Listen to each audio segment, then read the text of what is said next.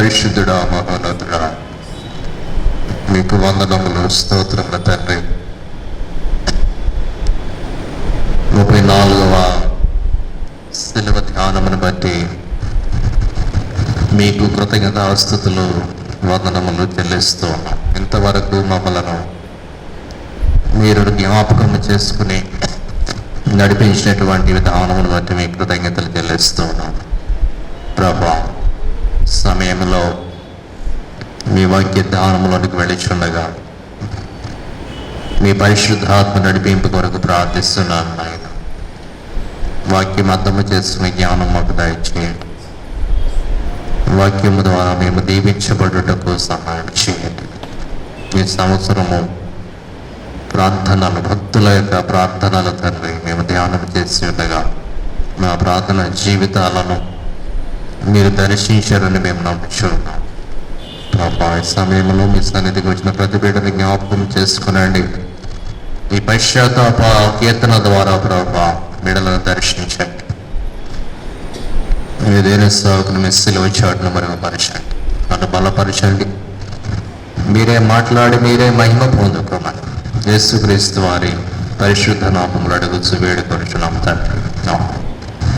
దయచేసి కూర్చోనండి. దేవుని పరిశుద్ధ నామమునకు మహిమ కలుగునుగాక. హల్లెలూయా, హల్లెలూయా, హల్లెలూయా.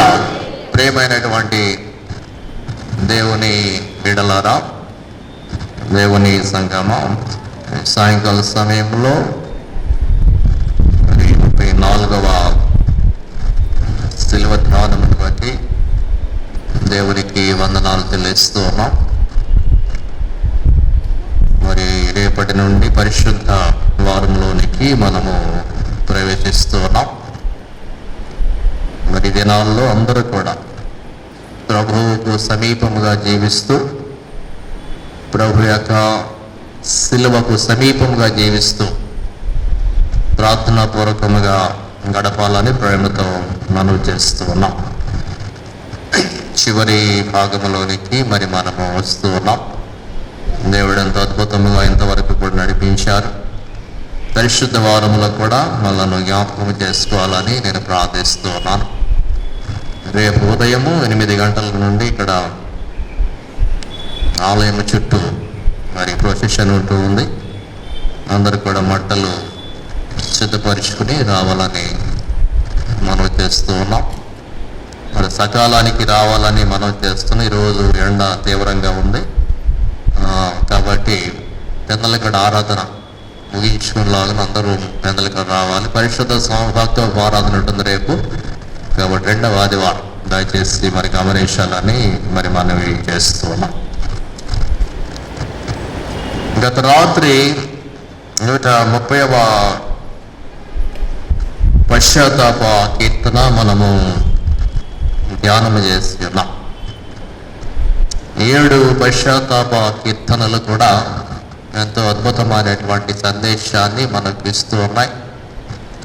భక్తులు అనారోగ్యాల్లో, సమస్యల్లో, దీనస్థితిలో మరి ఉన్నప్పుడు మరి ఏ రీతిగా వాళ్ళు మరి ప్రార్థన చేసుకున్నారు, ఏ రీతిగా ప్రభు వద్ద నుండి సమాధానమును, స్వస్థతను, విడుదలను మరి పొందుకున్నారు. ప్రాముఖ్యముగా పాపము చేసినటువంటి పరిస్థితులలో ఆ పాపము నుండి విడుదల పొందుకోవడానికి దేవుని సన్నిధిలో మొర్రపెట్టి విజ్ఞాపన చేసి ఆ పాప క్షమాపణ పొందుకున్నటువంటి అనుభవాలు ఈ పశ్చాత్తాప కీర్తనలో, ప్రాముఖ్యముగా 51వ కీర్తనలో దావీదు యొక్క అనుభవంలో మరి మనము ధ్యానం చేస్తున్నాం.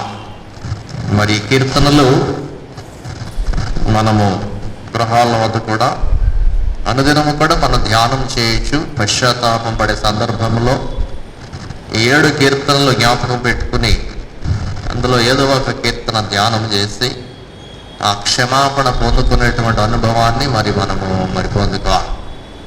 ఈ రాత్రి కాలంలో 143వ కీర్తన, ఇది కూడా చాలా ప్రాముఖ్యమైనటువంటి దావీదు కీర్తనగా మరి మనము చూస్తూ ఉన్నాం. మరి నిరుత్సాహపడినటువంటి సందర్భంలో, బలహీనమైనటువంటి సందర్భంలో, డెస్పరేట్ పొజిషన్స్ అంటారు, a cry for mercy, trusting God in desperate times. దేవుణ్ణి నమ్ముకుని దేవుని వద్దకు వచ్చినటువంటి భక్తుడైనటువంటి దావీదుని ఇక్కడ మరి మనం చూస్తూ ఉన్నాం. దావీదు జీవితంలో ప్రాముఖ్యంగా 3 సమస్యలు. మొదటిది శత్రు బాధ, రెండవది పాప భారము, మూడవది అనారోగ్యం. ఈ 3 కూడా దావీదును మరి ఎంతో వేధించినట్లు మరి మనం చూస్తూ ఉన్నాం. ఈ 3 కూడా దావీదు దేవుని వద్దకు వస్తున్నాడు.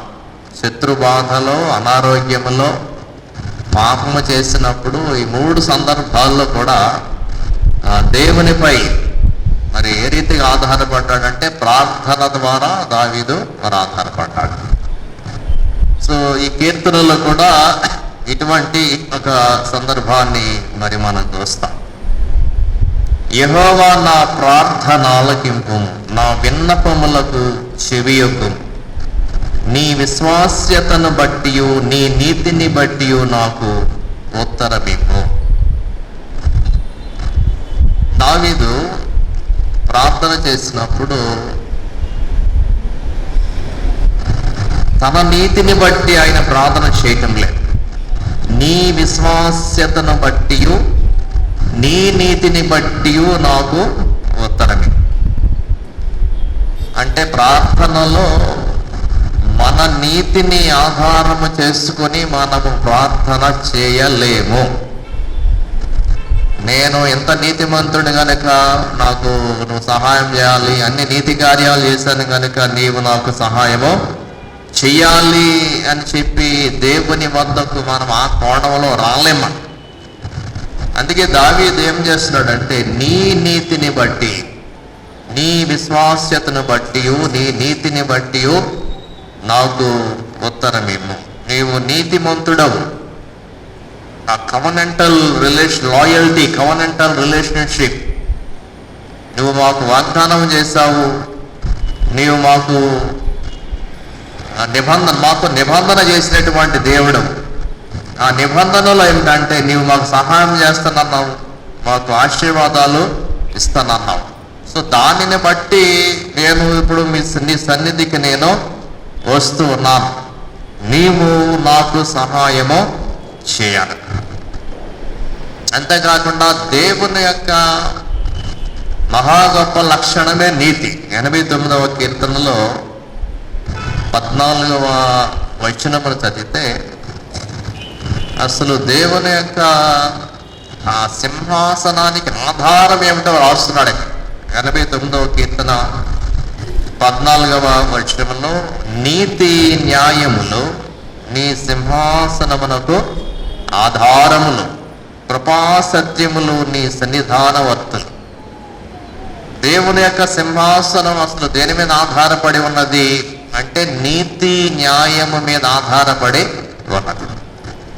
దేవుని సింహాసనానికి ఆ గొప్పతనం, ఆ గ్రేట్నెస్ ఎట్లా వచ్చిందంటే, దేవుని దగ్గరికి వస్తే నీతి మనకు జరిగిస్తాడు. దేవుని దగ్గరికి వస్తే మనకు న్యాయం జరుగుతుంది. అదే ఆయన యొక్క గొప్పతనం. అందుకే దేవుని వద్దకు అనేక మంది వస్తారు. అందుకే భక్తుడు కూడా మరి ప్రార్థన చేసినప్పుడు నీ నీతిని బట్టి, నీ విశ్వాస్యతను బట్టి నాకు సహాయము చేయి. నీ నేచరే అసలు న్యాయం చేయటం, నీ స్వభావమే నీతి. కాబట్టి నీ దగ్గరికి నేను వస్తున్నాను. యోహాను మొదటి పత్రికలో 1వ అధ్యాయం 9వ వచనంలో కూడా యోహాను ఏమంటాడంటే, ఆయన నమ్మదగిన వాడును నీతిమంతుడును గనుక అంటాడు. ఆయన నమ్మదగిన వాడు, నీతిమంతుడు. కాబట్టి మనము ఆయన వద్దకు పాప క్షమాపణ కొరకు మరి మనం వస్తాం. సో ప్రియులారా, ఆయన నమ్మదగిన వాడు, నీతిమంతుడు కనుక ఆయన మన పాపములను క్షమించి సమస్త దుర్నీతి నుండి మనలను పవిత్రులనుగా చేయి. సో దేవుని యొక్క మహా గొప్ప లక్షణం ఏమిటంటే నీతి, న్యాయము. మనం ప్రార్థన చేసే సమయంలో మన నీతిని ఆధారం చేసుకుని ప్రార్థన చేయకుండా ఆయన నీతిని ఆధారం చేసుకుని మనం ప్రార్థన చేయాలి. నేను నీతిమంతుడు కాబట్టి నాకు సహాయం చేయి, అది కాదు ప్రార్థన. నువ్వు నీతిమంతుడు కాబట్టి నీ నుండి నేను సహాయం కోరడానికి మరి వచ్చాను. 2వ వచనంలో నీ సేవకునితో వ్యాజ్యమాడకము. వ్యాజ్యమాడకము అంటే మరి వారి సొంత నీతితో దేవుని ముందు ఎవరూ నిలబడలేరు. Total depravity of man. సజీవులలో ఒకడు కూడా లేడు. మనము విశ్వాసము ద్వారా కృపచేతనే రక్షింపబడి ఉన్నాం. మన నీతి ద్వారా మనము రక్షింపబడలేదు. వ్యాజ్యమాడకము అంటే మరి మన మీద డిఫెండ్ చేసుకుని దేవుడి దగ్గరికి వెళ్ళి కేసు వేస్తే మనం నిలవలేమంటాడు అన్నమాట. నువ్వు కూడా వ్యాజ్యం ఆడవద్దు, మా మీద కేసు వేయొద్దు, అది నిలవదు. ఎందువల్ల అంటే మేము నీతిమంతులము కాదు. మా సొంత నీతితో నీ ముందు మేము నిలువలేము. వ్యాజ్యమాడకము, మా మీద కేసు వేయొద్దు, మేము డిఫెండ్ చేసుకోలేము. ఎందువల్ల అంటే మేమందరము కూడా అనీతిమంతులము. మేము వాదించడానికి మా దగ్గర ఒక పాయింట్ కూడా లేదు. పలానా రోజున పలానా నీతిగా బతికాను, లేకపోతే కొంతకాలం నీతిగా జీవించాను, దాన్ని బట్టి నువ్వు సహాయం చేయడానికి కూడా మా డిఫెండ్ చేసుకోవడానికి మా దగ్గర ఏమి కూడా ఆధారమో లేదు. వ్యాజ్యమాడకము అంటే మా దగ్గర జ్యుడిషియల్గా మమ్మల్ని చేయొద్దు, అది దాని అర్థం. సజీవులలో ఒక్కడునూ నీ సన్నిధిగా నీతిమంతుడిగా ఎంచబడ్డాడు. వ్యాజ్యమాడకం అంటే జ్యుడిషియల్ లాంగ్వేజ్. అది వ్యాజ్యాలు వేయటం అంటే కేసులు వేయటం. నువ్వు కేసు వేస్తే కనుక ఒక్కడు కూడా నిలబడ్డం భూమి మీద. 3-4 వచనాల్లో సఫరింగ్ అండ్ డిసోలేషన్, ఆయన పడినటువంటి శ్రమ, తరుమబడినటువంటి పరిస్థితి, ఒంటరిగా ఉండవలసినటువంటి పరిస్థితి. 3-4 వచనాల్లో ఆ బాధ ఈ ప్రార్థనలో ఆయన మరి తెలియజేస్తూ ఉన్నాడు. శత్రువులు నన్ను తరుముచున్నారు, వారు నా ప్రాణము నేల పడగొట్టుచున్నారు. చిరకాలము క్రిందట చనిపోయిన వారితో పాటు గాఢాంధకారములో నన్ను నివసింపజేయుచున్నారు. చిరకాలము క్రింద చనిపోయిన వారితో పాటు, రీసెంట్గా చనిపోయిన వాళ్ళు అంట్లా. ఇప్పుడు పదం ఏం వాడాడంటే దావీదు చిరకాలము క్రింద చనిపోయినాడు. చనిపోయినటువంటి వ్యక్తి అఫ్కోర్స్ అది దేవుడి దగ్గరికి వెళ్ళాడు, ఇంకోటి అది వేరే సంగతి. చనిపోయినటువంటి వ్యక్తి ఏం కోల్పోతూ ఉన్నాడు? ఈ భూమి మీద ఉన్నటువంటి సంతోషము కానీ, కంఫర్ట్స్, ఆనందము, అధికారం అంతా కోల్పోతున్నాడు అన్నమాట. చిరకాలము కింద చనిపోయినటువంటి వ్యక్తి అంటే అర్థం ఏంటంటే కనీసం 10 సంవత్సరాల కింద ఒక వ్యక్తి చనిపోయాడు అనుకోండి. అతను ఎన్ని సంవత్సరాలు కోల్పోయినట్టు? ఈ భూమి మీద సంతోషం 10 సంవత్సరాలు కోల్పోయినట్టు అన్నమాట. దావీదు మరి తరుమబడినటువంటి పరిస్థితులలో ఆయన అక్కడక్కడ గుహల్లో దాక్కున్నాడు. ఒంటరిగా దాక్కోవలసినటువంటి పరిస్థితి. ఆ బాధ ఎట్లా వ్యక్తపరిచాడంటే, సమాధిలో ఉన్నటువంటి గాఢాంధకారంలో, అంటే సమాధిలో ఉన్నటువంటి వ్యక్తితో సమానం. సమాధిలో ఉన్నటువంటి వ్యక్తి శరీరం ఎక్కడున్నట్టు? చీకట్లోనే ఉన్నట్టు, అది గాఢాంధకారం ఉన్నట్టు, ఒంటరిగా ఉన్నట్టు. అప్పుడు సమాధి పక్కన సమాధి ఉన్నప్పటికీ కూడా ఎవరి పక్కన ఎవరు సమాధి వస్తారని మనకు తెలియదు.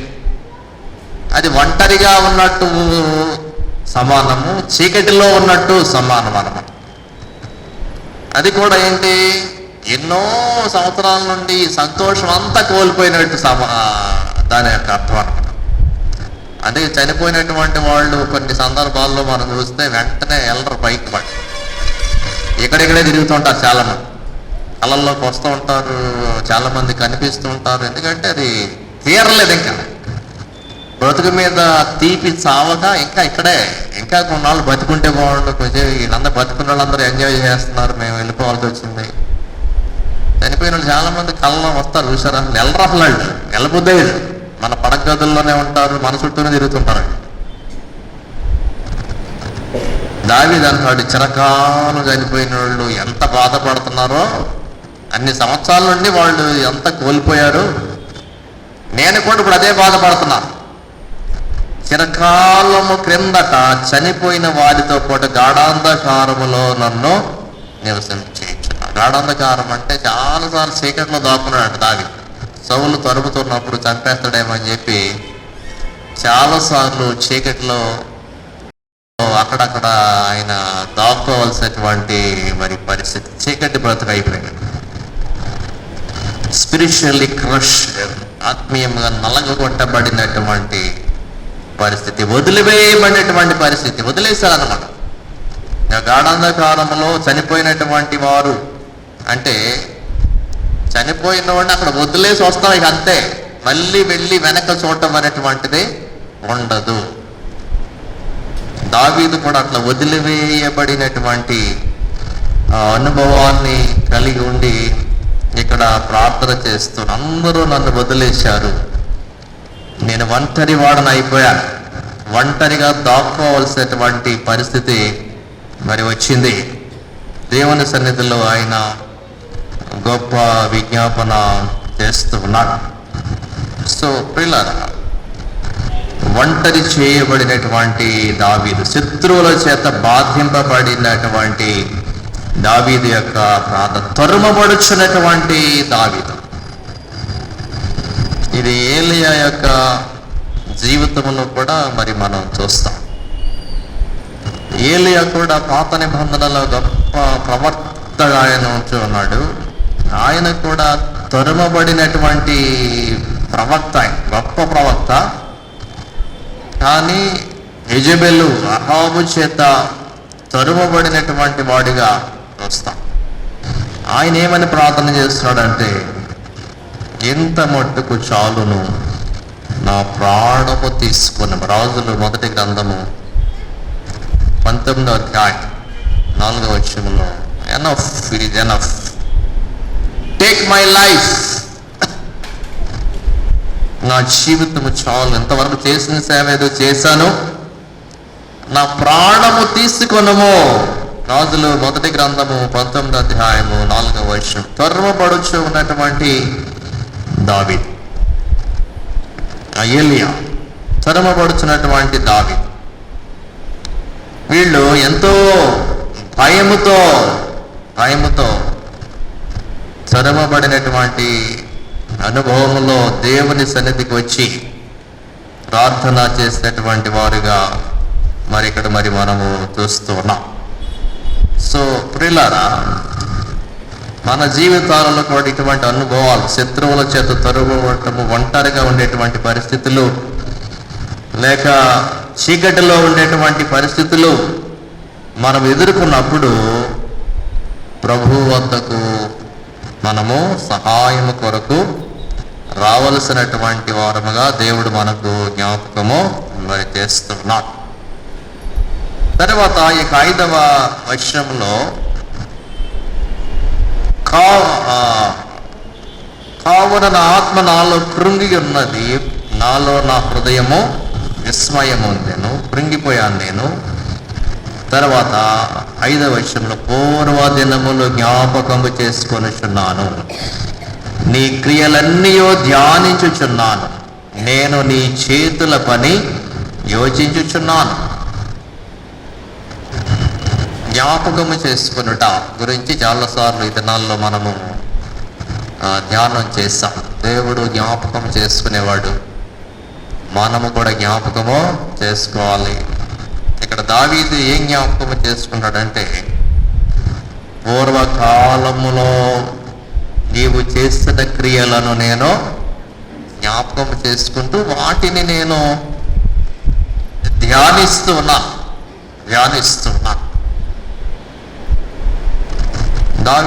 దావీదు చరిత్రను ఆధారం చేసుకుని ఆయన ధైర్యం తెచ్చుకుంటూ ఉన్నాడు. సో హిస్టరీ అనేటువంటిది చాలా ప్రాముఖ్యమైన సబ్జెక్ట్ అండి.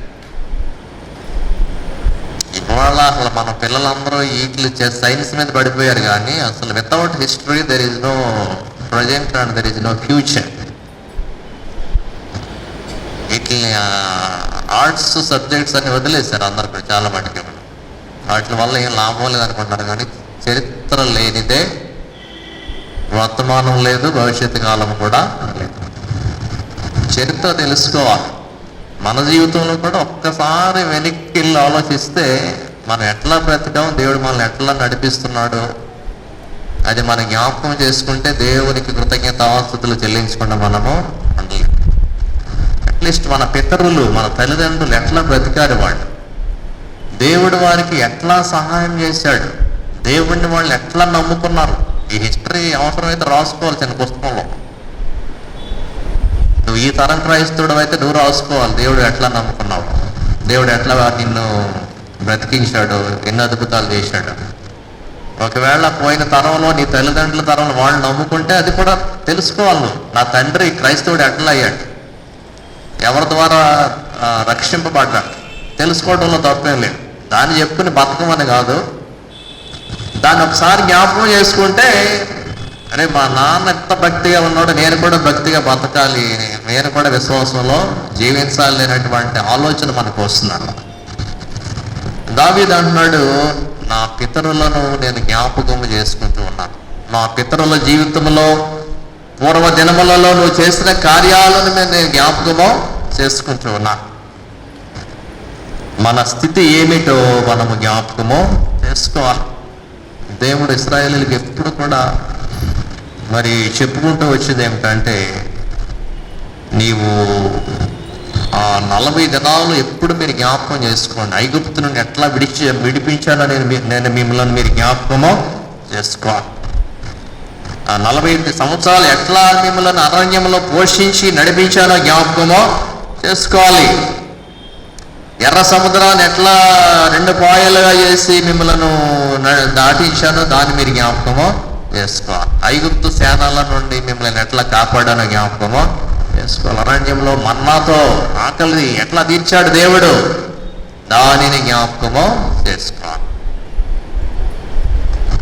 సో ప్రేయర్కి సపోర్ట్ అనేటువంటిది ఏమిటంటే, పూర్వదినాలే మన support, ప్రేయర్కి support.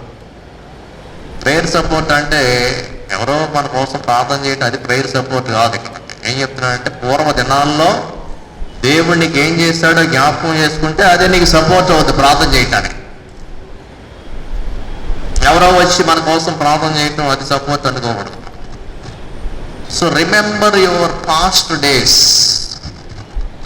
Remember those days, how God has helped you in so many ways, in your sicknesses, in your problems.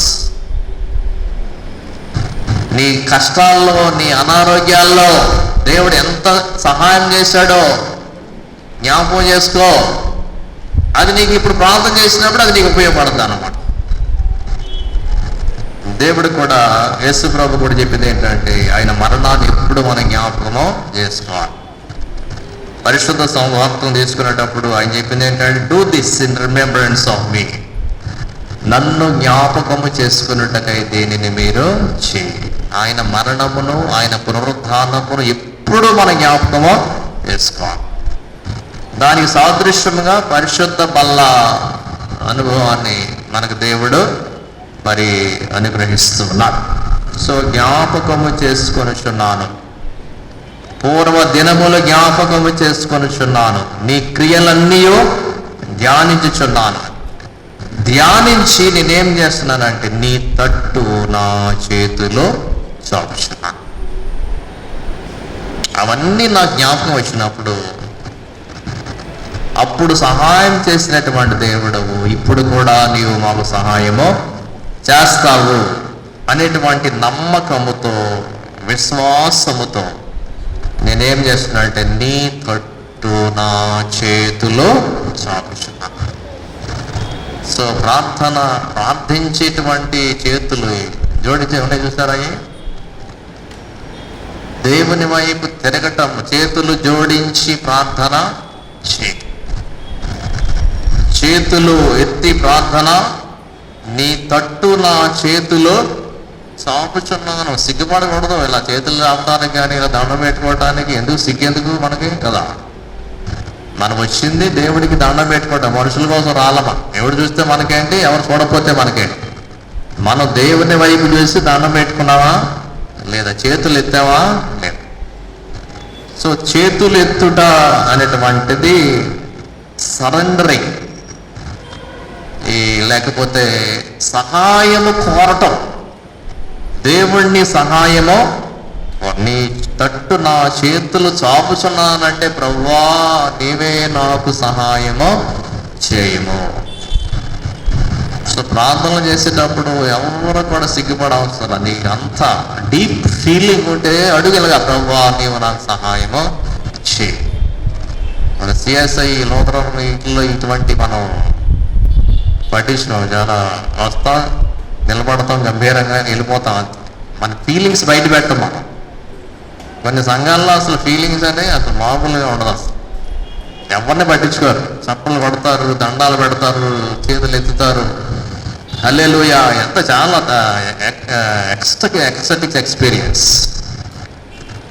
So ప్రియులారా, చేతులు చాపుచున్నాను ప్రభువా నీవే నాకు సహాయము చేయి. ఈ పోస్చర్, చేతులు చాపటంలో కొంచెం తహతహలాటం. తహతహలాటం అంటే తృష్ణం అనటం అన్నమాట.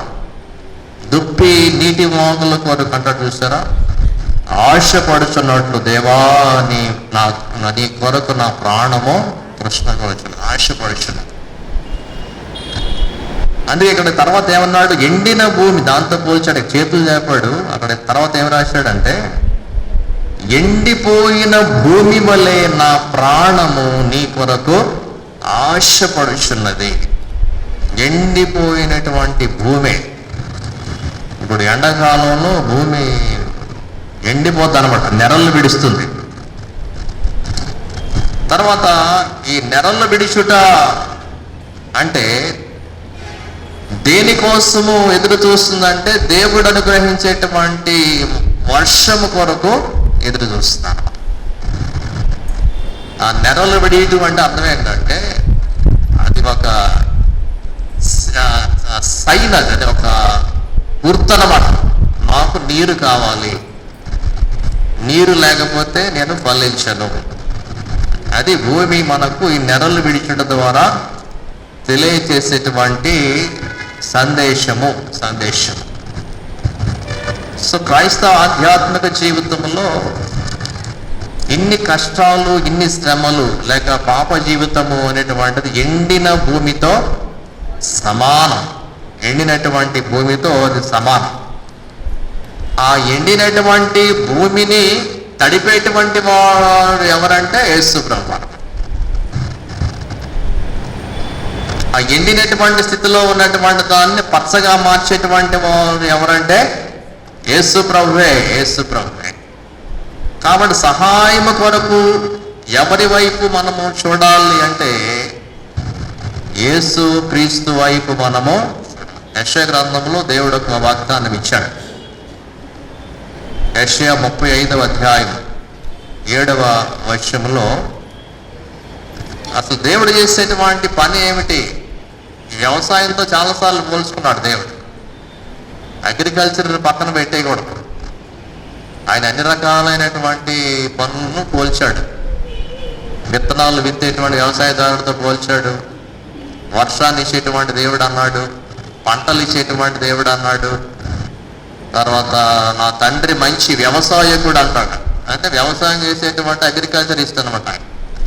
ఈ పనులు మనకి ఇష్టం ఉండకపోవచ్చు, కానీ ఇది చాలా ప్రాముఖ్యమైనది. పంటలు పండకపోతే మనుషులు జీవించడం కష్టం. ఆయన పనే ఇది. యెషయా 35:7 ఎండమావులు మడుగులగును, ఎండిన భూమిలో నీటి బుగ్గలో పుట్టును. నక్కలు పండుకున్న వాటి ఉనికి పట్టులో జమ్మును, పొంగగడ్డియు మేతయు పుట్టును.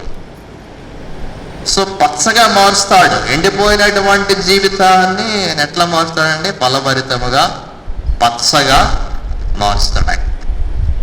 అద్భుతమైనటువంటి దేవుడు. సో దేవుని తట్టు మనము చేతులు చాపితే, ఎండిపోయిన స్థితిలో ఉన్నటువంటి మనము దేవుని వైపు మన చేతులు మరి చాపితే, దేవుడు ఏం చేస్తాడంటే మనకు వెలుగు పుట్టిస్తాడు. ఇందాక చీకటిలో ఉన్న, గాఢంధకారంలో ఉన్న అన్నాడు, సమాధిలో ఉన్న అన్నాడు, బయటికి రప్పిస్తాడు, చీకటి తీసివేస్తాడు, వెలిగిస్తాడు. ఎండిపోయినటువంటి స్థితి నుండి పచ్చని స్థితి దేవుడు నీకు ఇస్తాడు. ఎండిన భూమికి వర్షం ఎట్లయితే అవసరమైనదో, ఎండినటువంటి ఆధ్యాత్మిక జీవితానికి క్రీస్తు అనేటువంటి జీవజలము ఎంతో అవసరమై ఉన్నది. ఈ పరిశుద్ధాత్మ అనేటువంటి వర్షం ఎంత అవసరమైనది. దుప్పి నీటి వాగుల కొరకు అంటే క్రైస్తవ జీవితంలో ఈ తృష్ణ అనేటువంటిది ఉండాలి నీకు. అరే నా జీవితం ఎండిపోయింది, నేను ఆధ్యాత్మికంగా ఎండిపోయాను, నేను నా బ్రతుకు ఇట్లా సారము లేనటువంటి బ్రతుకు అయిపోయింది, నాకు నీరు అవసరము, క్రీస్తు అనేటువంటి జీవజలం అవసరము. ఆ ఆలోచన పుట్టాలి మనకు. ఆశపడినట్లు అంటే ఆ దుప్పి ఎట్లయితే ఆశపడుతుందో, నువ్వు క్రీస్తు కొరకు ఆశపడాలి, దేవుని కొరకు ఆశపడాలి, ఆ దైవత్వము కొరకు ఆశపడాలి. ఈ రోజున నీ ఆశ నా ఆశ ఏంటి? రోజున దేని కొరకు నీవు బాగా కోరిక కలిగి ఉంటూ ఉన్నావు? లోక సంబంధమైన విషయాలు అంటే చాలా ఆశపడుతూ ఉంటాం మనం. లోక సంబంధమైనటువంటి మరి వస్తువులు కానీ, లేకపోతే నశించిపోయేటువంటి స్వభావము కలిగి ఉన్నటువంటి సామగ్రి ఏదైనా సరే, వాటి కొరకు చాలా డిజైర్ అన్నమాట, చాలా ఆశపడిపోతూ ఉంటాం. అవి ఉండకూడదని కాదు, ఇవన్నీ కావాలని మీ పరలోకపు తండ్రికి తెలియను. మొదట ఆయన రాజ్యము నీతిని వెతకండి, అవి కావాలి నీకు. దానికోసం ఆశపడు, నువ్వు దేవుడి కోసం ఆశపడు, ప్రార్థనలో ఎదగటానికి ఆశపడు, ఆధ్యాత్మికంగా బలపడు. నువ్వు ఆ ఎండిపోయిన స్థితిలో నుండి బయటపడాలి. నువ్వు ఎంతకాలం అట్లా ఎండిపోయిన నేలలాగా బ్రతుకుతావు? నువ్వు పచ్చని స్థితి కావాలి, ఫలభరితమైన స్థితి కావాలి. ఎవరైనా సరే పంట పండేటువంటి నేలను కోరుకుంటారు, కానీ ఎండిపోయినటువంటి నేల, రాళ్లతో కూడినటువంటి నేల, అటువంటి నేల ఎవరు కొనరు, దాన్ని ఎవరు ఆశపడరు. అసలు దేన్ని ఆశపడతాం? ఏదైనా వరి పండుద్దంటే ఆశపడతాం, ఇంకేదైనా పండుతాయి అంటే ఆ పొలం ఆశపడతాం, అంతే తప్ప రాతి పొలాలు లేకపోతే బంజరు భూములు అవి ఆశపడం. మనం ఆధ్యాత్మిక జీవితంలో కూడా ఎండిపోయింది ఆశపడద్దు. ఎండిపోయిన స్థితిలో ఉండొద్దు అసలు. నువ్వు పచ్చగా ఉండాలి, ఫలభరితంగా మారాలి నువ్వు. అది దేవుడు కోరుకుంటున్నాడు. సో భక్తుని యొక్క ఈ ప్రార్థనలో ఈ సత్యాన్ని మరి మనము గ్రహిస్తాం. అందుకే పరిశుద్ధాత్మను నేను మీకు ఇస్తానని యేసుప్రభు వాగ్దానం చేశాడు. సమరయ స్త్రీతో యేసుప్రభు చేసినటువంటి సంభాషణలో మరి ఈ సత్యాన్ని మరి మనం గమనిస్తాం. ఆమె ఆ భౌతికమైనటువంటి నీటి కొరకు మరి మిట్ట మధ్యాహ్నం సమయంలో వచ్చింది. యోహాను సువార్తలో 4వ అధ్యాయంలో మనం చూస్తే నీరు లేకుండా బ్రతకటం కష్టం. మరి ఎంత ఎండాకాలమైనా కనీసం మనకు నీళ్లు చాలా అవసరం. మనకి నీరు వృధా చేయకూడదు, చాలా జాగ్రత్తగా పొదుపుగా వాడుకోవాలి, ఇష్టానుసారంగా పడేయకూడదు నీళ్లు. మనకి ఇక్కడ ఏదో ఉన్నాయి కదా అని చెప్పి, వస్తున్నాయి కదా అని చెప్పి పంపులు అలా వదిలేస్తారు చాలామంది, మోటార్ వేసి వదిలేస్తారు. నువ్వు టైం పెట్టుకో, 10 నిమిషాలు వేసి మోటార్ కట్టేయాలి, అంతే తప్ప మోటార్ వేసి పడుకుంటూ నీళ్ళన్నీ అసలు చాలా బాధ వేస్తుంది. అసలు ఒకసారి ఇల్లు తడుపుకుంటారు కొంతమంది, ఆ తడపడంలో కూడా అసలు ఎలా మొత్తం భూమిలో నీళ్ళన్నీ అయిపోయినట్టు తడుపుతారు అసలు కొంతమంది. అంత అవసరం లేదు అసలు. భూగర్భ జలాలు కాపాడుకోవాలి, చాలా అవసరం అన్నమాట. నీళ్లు దొరక్క చాలా మంది రోజున బాధపడుతున్నారు. మధ్యన బెంగళూరులో కూడా నీటి కరువు సిటీలో వచ్చింది. వారం రోజులు స్నానం చేయాలి ఎవడు కూడా, నీకు తెలుసలేదు. గవర్నమెంటే చెప్పింది స్నానం చేయొద్దండి. స్నానం చేసామంటే నీళ్ళు ఏమో రేషన్ అంత నీరు, ముందు ముందు కూడా రేషన్లో ఇస్తారు మీరు గమనించండి. రేషన్ అంటే ఇంటికి ఒక 30 కేజీలు బియ్యం ఇచ్చినట్టు నెలకి ఇన్ని లీటర్లు మీకు ఇస్తాం అంతే. అయ్యే కాదు చదువుకోవాలి, నువ్వేం చేసుకుంటావు మాకు అనవసరం. దేవుడు మనకు సమృద్ధిగా దొరికే సమయం, పరిశుద్ధాత్మ సమృద్ధిగా దొరికేటువంటి సమయం, దాన్ని మనం సద్వినియోగము చేసుకోవాలి. ఈ సమరస్థితితో యేసు ప్రభు అన్నటువంటి మాటలు చాలా మరి అద్భుతమైనటువంటి మాటలు.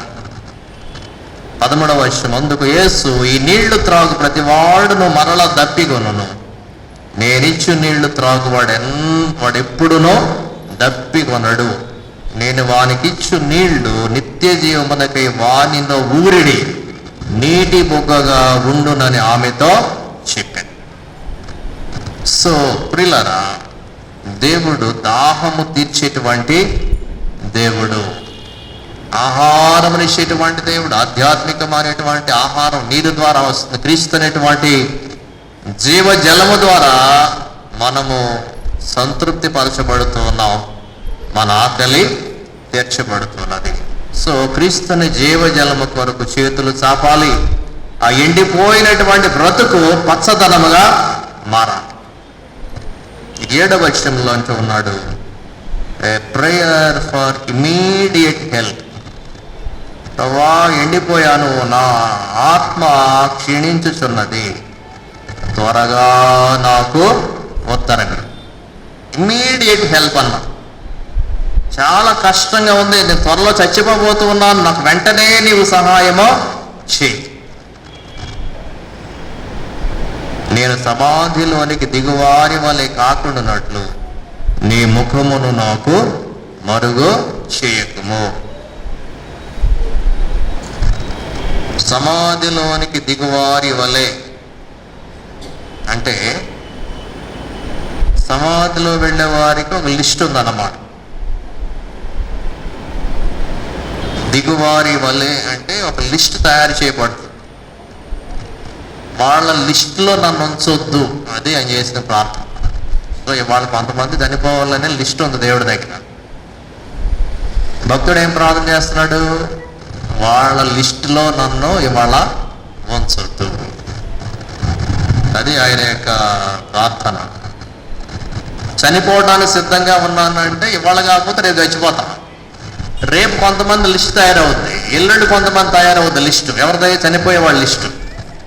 అందులో నన్ను చేర్చొద్దు, అందులో నన్ను చేర్చొద్దు. నీ ముఖము నాకు దాచకము, నీ ముఖం చూసే బతికేస్తాను నేను.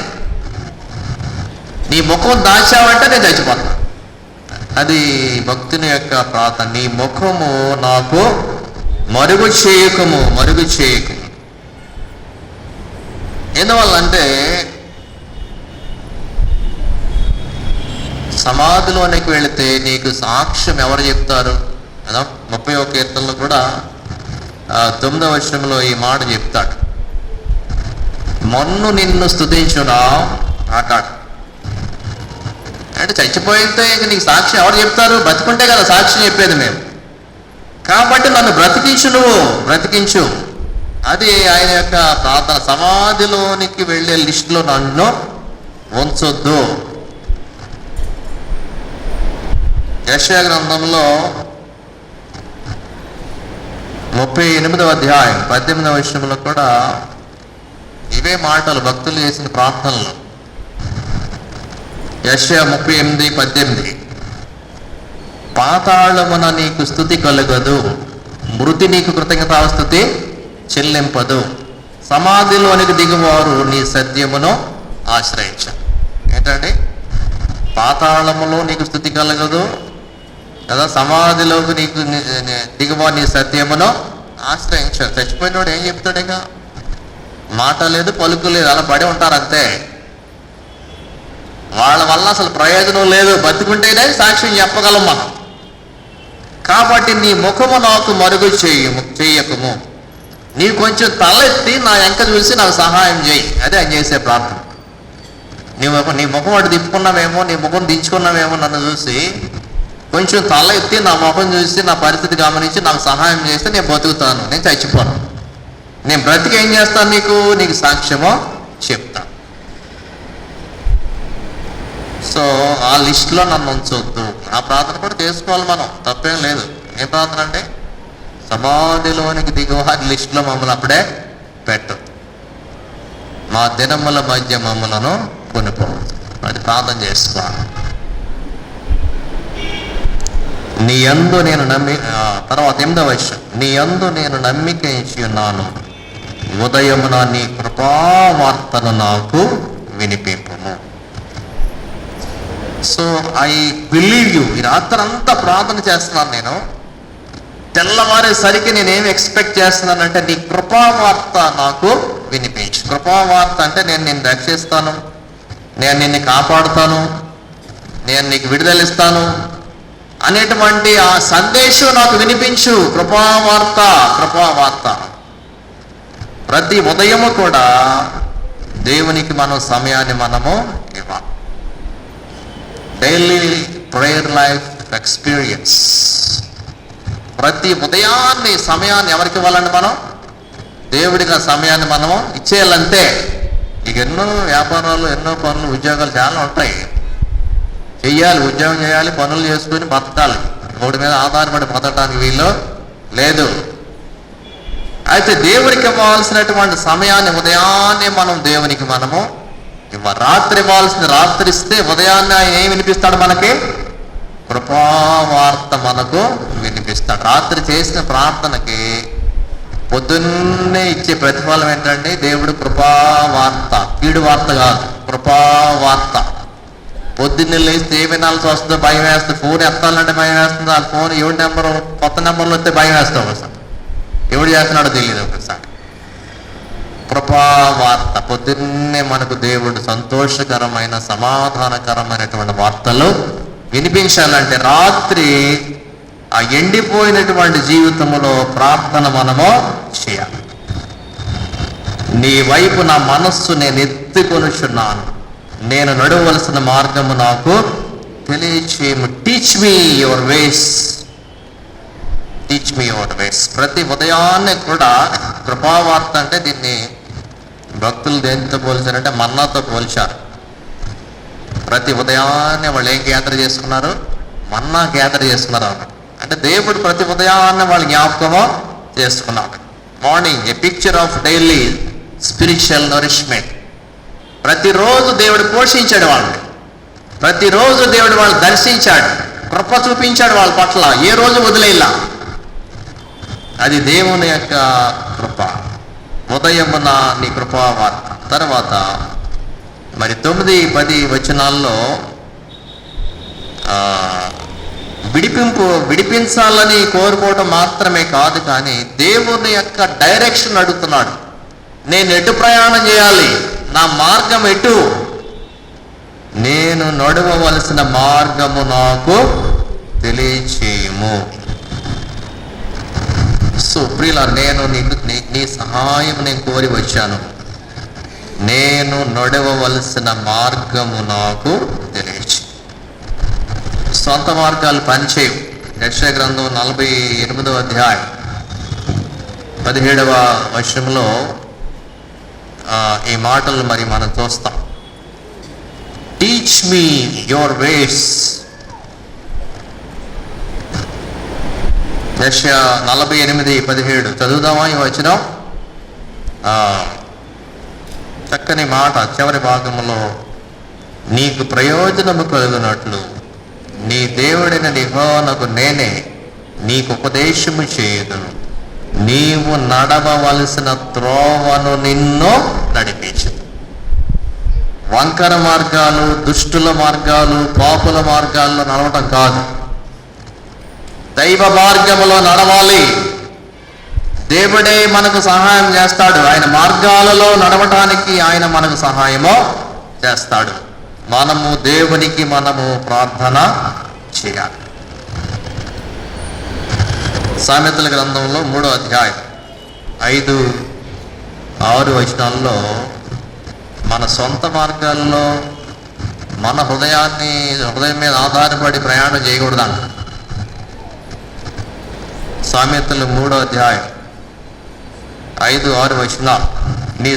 నీ స్వబుద్ధిని ఆధారం చేసుకొనక నీ పూర్ణ హృదయంతో యెహోవా యందు నమ్మకం ఉంచు. నీ ప్రవర్తన అంతటి యందు ఆయన అధికారమునకు ఒప్పుకొనప్పుడు ఆయన నీ త్రోవలను సరళము చేయి.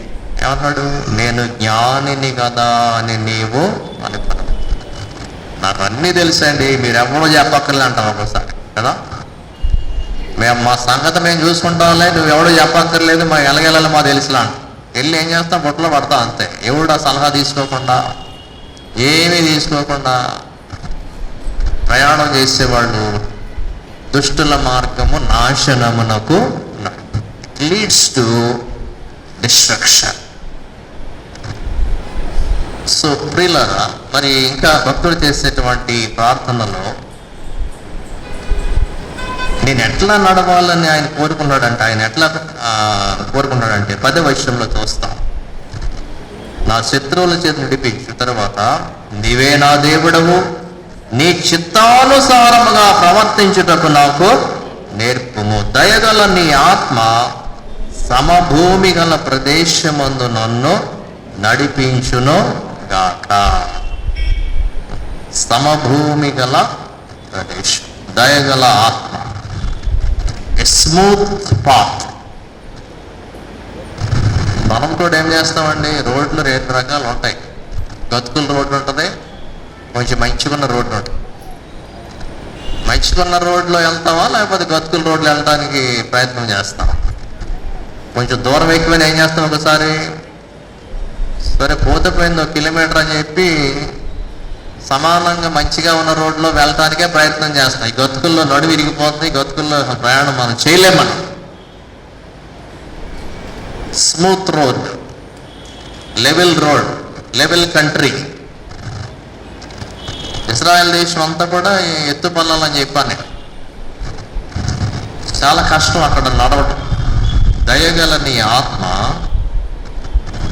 నన్ను ప్లెయిన్ ల్యాండ్లో నడిపించునుగాక అన్నాడు. ఇజ్రాయెల్ దేశంలో కొండలు లేకుండా ఎక్కడన్నా ఒక ప్లెయిన్ ల్యాండ్ ఉందంటే అది చాలా అదృష్టం అనమాట. అది చాలా గొప్పదిగా భావిస్తారు అన్నమాట. దానికోసం ఎంతైనా ఖర్చు పెట్టి వాళ్ళు కొంటారు. చాలా వాల్యుబుల్ అది. ఎగుడు దిగుడు జీవితం, ఎగుడు దిగుడు అంటే అది పాప జీవితానికి సూచన అనమాట. ఎగుడు దిగుడు అంటే కొంచెంసేపు పడతా ఉంటాం, కొంచెంసేపు లేస్తూ ఉంటాం, కొంచెంసేపు పడతా ఉంటాం, బతుకుల్లో పడతాం, లేస్తాం, ఇదే జీవితం అనమాట. స్మూత్గా ఏ పాపం లేకుండా వెళ్ళినటువంటి బతుకు ఉండదు ఒకసారి. సమభూమి గల ప్రదేశం అంటే morally good ground, solid foundation. ఆ దారి నిన్ను కింద పడేయదు. అందుకే వారు 91వ కీర్తనలో ఇచ్చిన వాగ్దానం, రోతల గురించి చెప్తాడు. నీ పాదములకు రాయి తగలకుండా వారు నిన్ను తమ చేతుల మీద ఎత్తిపట్టుకున్నాడు. పాదాలకు రాయి అంటే ఎదురు దెబ్బలు తెగదలుది అసలు ఇజ్రాయెల్ దేశం. రాళ్ళు అన్నమాట, ఎక్కడ చూసినా రాళ్ళు. అలా పడిపోకూడదు. ఆధ్యాత్మిక జీవితం సమభూమి గల ప్రదేశము, తిన్నని ప్రదేశం, నీతివంతమైనటువంటి గ్రౌండ్ అన్నమాట. భక్తుని యొక్క కోరిక ఏంటంటే సమభూమి గల ప్రదేశమందు నన్ను నడిపించును గాక. గతుకులు బ్రతుకొద్దు ప్రభువా, నాకు సమభూమి గల ప్రదేశము గల అట్లాంటి జీవితం నాకు కావాలి. పడుతూ లేస్తూ ఉన్న బ్రతుకు నాకు వద్దు. ప్రశాంతంగా ఆధ్యాత్మికంగా నీతివంతమైనటువంటి గ్రౌండ్ మీద నడిచేటువంటి జీవితం నాకు కావాలి. అది భక్తుని యొక్క ప్రార్థన. చివరిగా 12వ వచనం డాక్సాలజీ, దీవెన అనమాట. నేను నీ సేవకుడను, నీ కృపను బట్టి నా శత్రువులను సంహరింపుము, నా ప్రాణమును బాధపరచు వారిని అందరినీ నశింప చేయి. దేవుని నామమునకు మహిమ రావాలి. శత్రువుల నాశనం ద్వారా దేవుని నామానికి మహిమ రావాలి, తన బిడ్డలకు రక్షణ కావాలి. సో ప్రియులారా, నీ నామమును బట్టి అంట, నీ కృపను బట్టి నీ నీతిని బట్టి నా ప్రాణం శ్రమల నుండి తప్పింపు, నీ నామమును బట్టి నన్ను బ్రతికింపు. నీ నామానికై ఘనత ఎప్పుడు? నేను రక్షింపబడినప్పుడు, నేను విడుదల పొందుకున్నప్పుడు, నేను స్వస్థత పొందుకున్నప్పుడు, నేను పడతాలు లేస్తా కాకుండా సమాంతరమైనటువంటి జీవితంలో, పాపము లేని జీవితంలో నడిచినప్పుడు నీ నామానికే ఘనత. సో ప్రియులరా, ఈ యొక్క 2025 సంవత్సరపు ఈ ప్రార్థన అంశాలను మనం ముగిస్తూ ఉన్నాం. ఎంతవరకు కూడా దేవుడు ఎంతో అద్భుతముగా మనల్ని నడిపించారు. మరి 33 ప్రార్థనలు కనీసం మనం ధ్యానం చేస్తాం. మధ్య మధ్యలో ధ్యానాల్లో ఇంకా చాలామంది ప్రార్థనలు యాడ్ అయినాయి అందులో. సో అనేక మంది ఆధ్యాత్మికంగా మేలు పొందుకున్నారని నేను నమ్ముతున్నాను. మరి ఇంటికి వెళ్ళిన తర్వాత కూడా ఈ షీట్ మీరు ఫాలో అవ్వచ్చు. భక్తులు చేసినటువంటి ప్రార్థనలు యూట్యూబ్లో ఉంటాయి, అందుకే వీటిని మనం ప్రసారం చేస్తూ ఉన్నాం. సో వీటి ద్వారా మేలు పొందుకున్నారని నమ్ముతూ నన్ను కూడా దేవుడు ఈ సేవలో వాడుకున్నందుకు దేవునికి కృతజ్ఞతలు, వందనములు చెల్లిస్తూ మీ అందరికీ కూడా ధన్యవాదాలు తెలియజేస్తున్నాను. ఎంతో ఇంట్రెస్ట్గా వచ్చారు, చాలా సంతోషం. చాలామంది చక్కగా నోట్స్ కూడా తీసుకున్నారు, వారిని బట్టి కూడా నేను సంతోషిస్తూ ఉన్నాను. రాబోయేటువంటి పరిశుద్ధ వారంలో కూడా ఇంకా దగ్గరగా ఆధ్యాత్మికంగా దేవునికి సమీపంగా జీవిద్దాం. అట్టి కృపను పరిశుద్ధాత్మ దేవుడు మనందరికీ దయచేయును గాక. చిన్న ప్రార్థన చేసుకుందాం, తర్వాత మనకు సాక్ష్యం ఉన్నది, పలహారం డిస్ట్రిబ్యూషన్స్ ఉన్నాయి. చిన్న ప్రార్థన. పరిశుద్ధుడా మీకు వందనాలు తండ్రి. 143వ కీర్తన ధ్యానాన్ని బట్టి మీకు వందనాలు. పశ్చాత్తాప కీర్తనల ధ్యానాలన్నిటిని బట్టి వందనాలు చెల్లిస్తున్నాం. ఎంతవరకు కూడా మీరు అద్భుతముగా ఈ 34 ధ్యానాల్లో నడిపించారు, మీకు స్తోత్రాలు. మా ఆధ్యాత్మిక జీవితంలో ప్రార్థనా జీవితాన్ని ప్రభువా మేము బలపరుచుకోవటానికి సహాయం చేయండి. ప్రార్థన ద్వారా అనేకమైన విషయాలు మేము సాధించుకోవటానికి సహాయం చేయండి. సంఘం అంతటి మీరు దీవించండి. ఈ రాత్రి కాలంలో పాలు పొందిన బిడ్డలందరిని బట్టి మీకు వందనాలు చెల్లిస్తూ ఉన్నాం. వచ్చిన ప్రతి బిడ్డను ప్రభువా మీరు దీవించి ఆశీర్వదించండి. రేపటి నుండి జరిగేటువంటి నాయన మరి పరిశుద్ధ వార ప్రార్థనలలో కూడా మాకు తోడుగా ఉండండి. మట్లాది వారము పరిశుద్ధ వార ప్రార్థనలు, Maundy Thursday, good Friday, Easter ఘనముగా జరగటానికి సహాయం చేయండి. ఎంతవరకు మీ దేని సేవకుడు వాడుకున్నందుకు వందనాలు. సంఘం అంతటి దీవించి మరి యేసు నామములో వేడుకొనిచున్నాము తండ్రి.